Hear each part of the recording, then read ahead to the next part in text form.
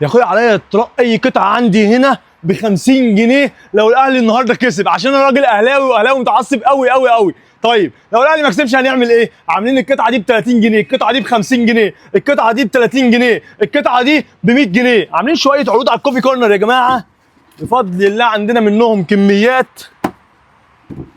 الكوفي كورنر الايكيا، عارفين يعني ايه ايكيا؟ ايكيا بيبقى ماتيريال وخفيه. يعني كوفي كورنر اهو يا جماعه، انا شايله برقص مع سلو بفضل الله. الكوفي كورنر دوت ب 1000 جنيه، محترم قوي قوي. الرجول بتاعته زان، السن من جوه.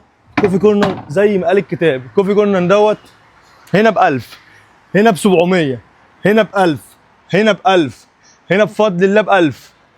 مش عايزكم تنسوني يا جماعه، انا اسف ان الاوردرات ممكن تكون بتتاخر او عدم الرد. بفضل الله المسجات مش ملاحقين عليها، بس بقينا عندنا ستاف زياده في السوشيال ميديا، فصدقوني الفتره اللي جايه هتبقى احسن بكتير. ممكن نعمل عرض حلو قوي، ناخد الكرسي ده مع الكوفي كورنر دوت المحترم دوت ب 2000 جنيه.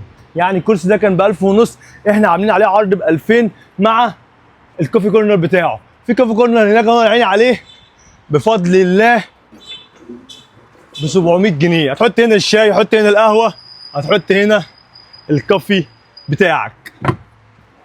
مستنيكم عشان كل يوم في جديد وفي فجر وفي حاجات هتعجبكم قوي قوي قوي. مستنيكم، شكرا.